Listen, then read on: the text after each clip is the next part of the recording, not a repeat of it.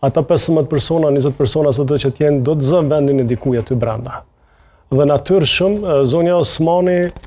përfiton nga Lidhja Demokratike e Kosovës, sepse ajo merr votë në Lidhjen Demokratike të Kosovës nga ata që me 28 dhjetore votuan Lidhjen Demokratike, pra merr votën e gatshme në Lidhjen Demokratike. Atë çon votë re. Kjo mbetet për të parë, unë dyshoj shumë në numrin e madh të votave që zonja Osmani mund të dërgojë, mirë po plasaritjen mund ta zgjeroj. Atë plasaritje e cila sot ekziston në Lidhjen Demokratike të Kosovës dhe jo kompaktësim partijake që ka për brenda, zonja Osmani vetëm mund të, si të them, të shërbejë si benzinë në zjarr, sepse eksponent të fuqishëm aty të Lidhjes Demokratike të Kosovës, si shefja e grupit parlamentar, është kryeministri i Republikës Kosovës, zoti Hoti, zonja Bajrami dhe disa të tjerë aty, tashmë veç janë publikisht janë shprehur për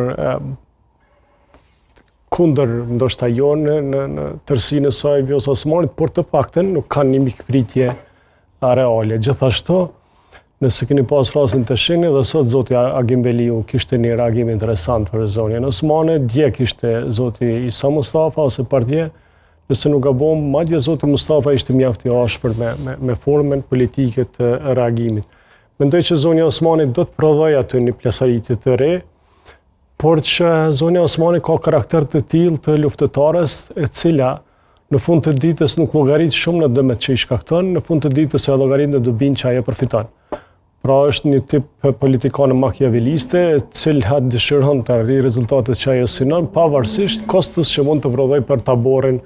politik ku vepron. Pra që mund të dëmtohet në një farë forme LDK? Patjetër, dhe vetmja formë e cila nuk do të, si të them, nuk ta zgjaton të dëmin në Lidhjen Demokratike të Kosovës, janë dy skenarë të mundshëm. E para është që Lidhja Demokratike e Kosovës të fitojë një numër konstitutive të Kosovës, kulturalisht shumë eksponente, për ta ka rëndësi mirë, ndërsa për ta është këtë e Kosovës do të jetë parë të kemi atëherë